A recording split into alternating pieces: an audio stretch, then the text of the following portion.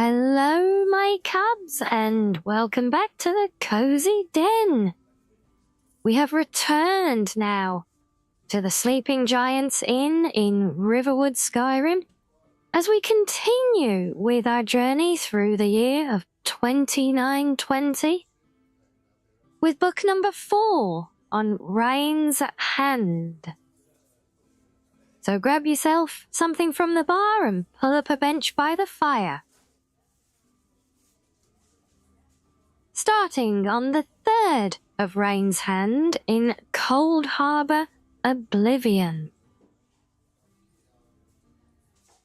Sothasil proceeded as quickly as he could through the blackened halls of the palace, half submerged in brackish water.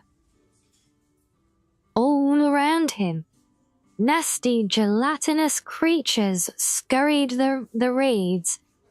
Bursts of white fire lit up the upper arches of the hall before disappearing, and smells assaulted him.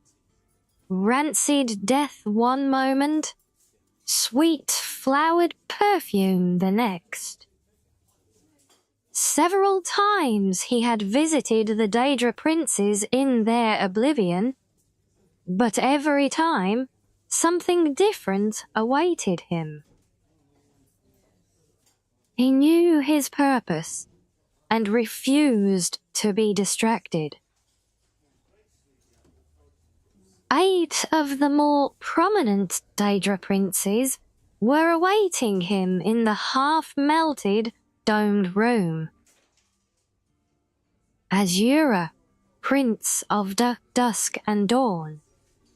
Boethia, Prince of Plots. Hermamora, Daedra of Knowledge. Herseem the Hunter. Malakath, God of Curses. Mehrunes Dagon, Prince of Disaster. Molag Bal, Prince of Rage. And finally, Sheogorath, the Mad One. Above them, the sky cast tormented shadows upon the meeting. 5th of Rain's Hand, on the Isle of Artaeum in Somerset. Sothasil's voice cried out, echoing from the cave, "Move the rock!" Immediately, the initiates obeyed, rolling aside the great boulder that blocked the entrance to the dreaming cavern. Sothasil emerged, his face smeared with ash, weary. He felt he had been away for months, years, but only a few days had transpired. Lilitha took his arm to help him walk, but he refused her with a kind smile and a shake of his head. "Were you successful?" she asked. "The Daedra princes I spoke with have agreed to our terms," he said flatly.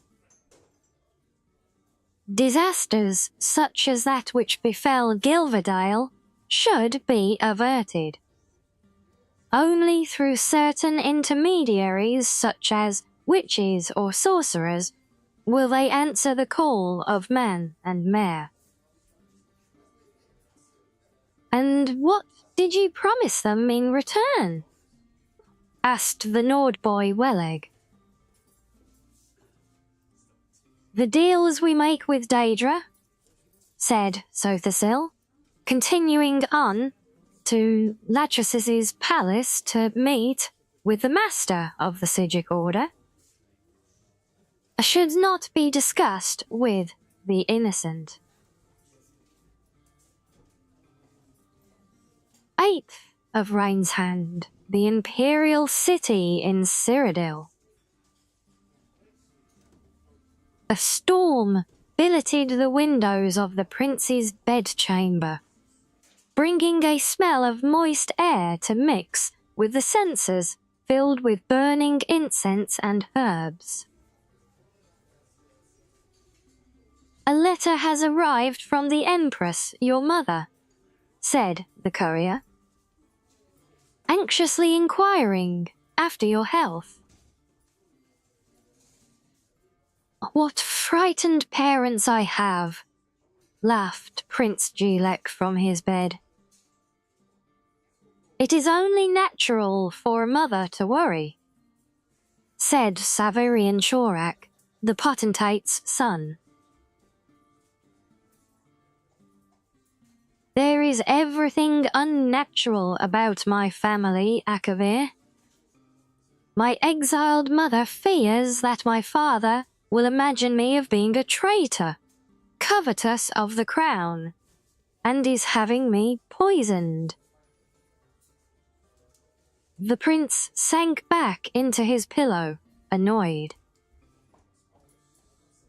"The emperor has insisted on me having a taster for all my meals as he does." "There are many plots," agreed the Akavir. "You have been abed for nearly 3 weeks, with every healer in the empire shuffling through like a slow ballroom dance.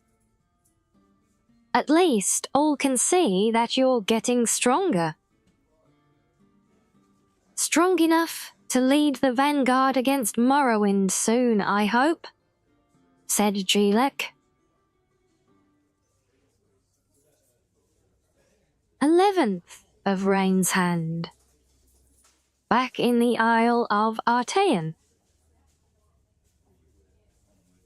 The initiates stood quietly in a row along the Arbor Logia, watching the long, deep, marble-lined trench ahead of them flash with fire.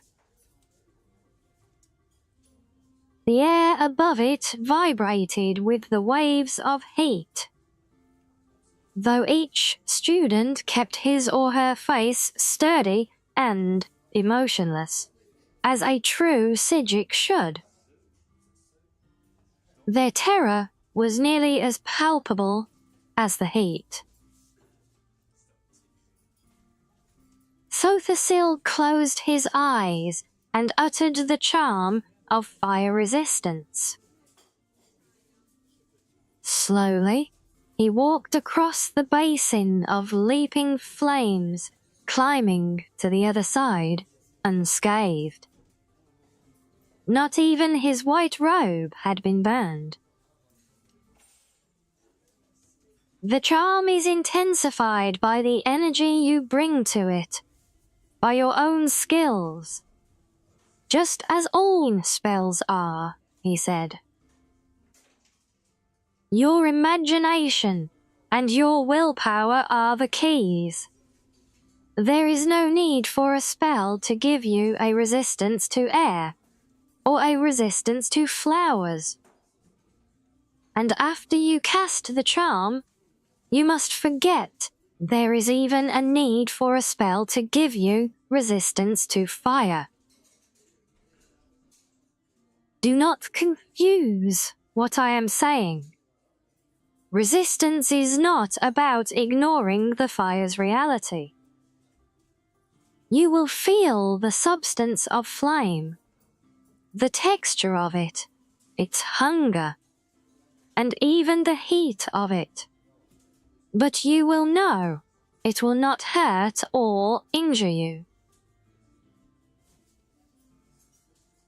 The students nodded, and one by one, they cast the spell and made the walk through the fire. Some even went so far as to bend over and scoop up a handful of fire and feed it air. So it expanded like a bubble and melted through their fingers. Sothasil smiled. They were fighting their fear admirably. The chief proctor, Thargalith, came running from the arbor arches. "Shothasil, Almalexia has arrived on Artaeum. Aechasis told me to fetch you." Shothasil turned to Thargalith for only a moment, but he knew instantly from the screams what had transpired. The Nordlag, Welig, had not cast the spell properly and was burning. The smell of scorched hair and flesh panicked the other students, who were struggling to get out of the basin, pulling him with them. But the incline was too steep away from the entry points.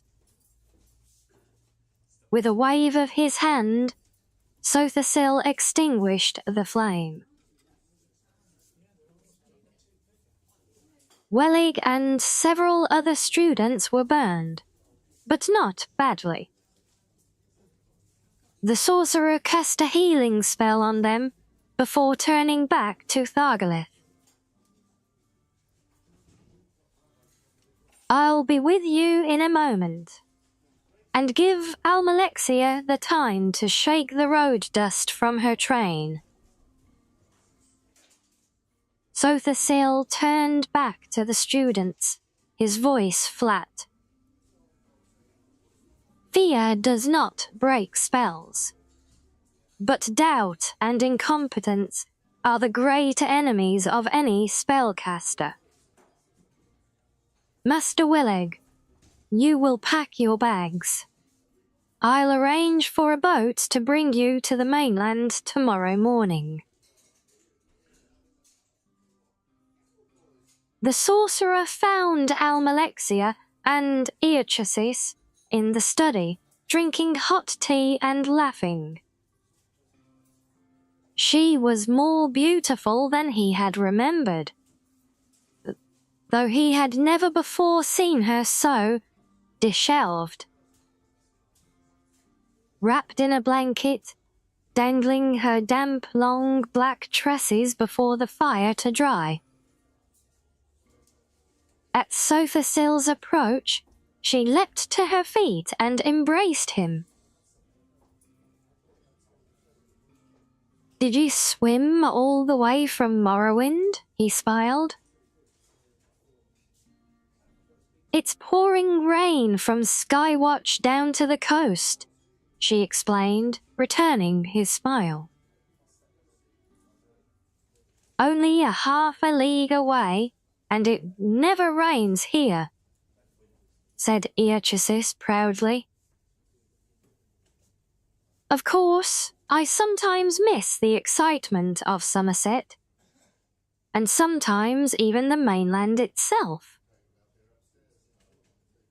Still, I'm always very impressed by anyone out there who gets anything accomplished. It is a world of distractions." "Speaking of distractions, what's all this I hear about a war?" "You mean the one that's been bloodying the continent for the last 80 years, Master?" asked Shothasil, amused. "I suppose that's the one I mean," said Aechasis with a shrug of his shoulders. "How is that war going?" "We will lose it unless I can convince Shothasil to leave Artaeum," said Almalexia, losing her smile. She had meant to wait and talk to her friend in private, but the old Altmer gave her courage to press on. "I have had visions. I know it to be true." Shothasil was silent for a moment. and then looked at Beatrice. I must return to Morrowind. Knowing you, if you must do something, you will, sighed the old master. The Sigic's way is not to be distracted. Wars are fought, empires rise and fall. You must go, and so must we. What do you mean, Beatrice? You're leaving the island? No. The island will be leaving the sea, said Beatrice, his voice taking on a dreamy quality. In a few years, the mists will move over Artaeum, and we will be gone. We are counsellors by nature, and there are too many counsellors in Tamriel as it is. No, we will go, and return when the land needs us again, perhaps in another age. The old Altmer struggled to his feet and drained the last sip of his drink before leaving Sophasil and Almalexia alone. Don't miss the last boat. And so the year will continue next time in Second Seed. But I do hope you've enjoyed this one as we continue along this little series. But as always, if you have any suggestions or requests for what to read next, then let me know in the comments down below.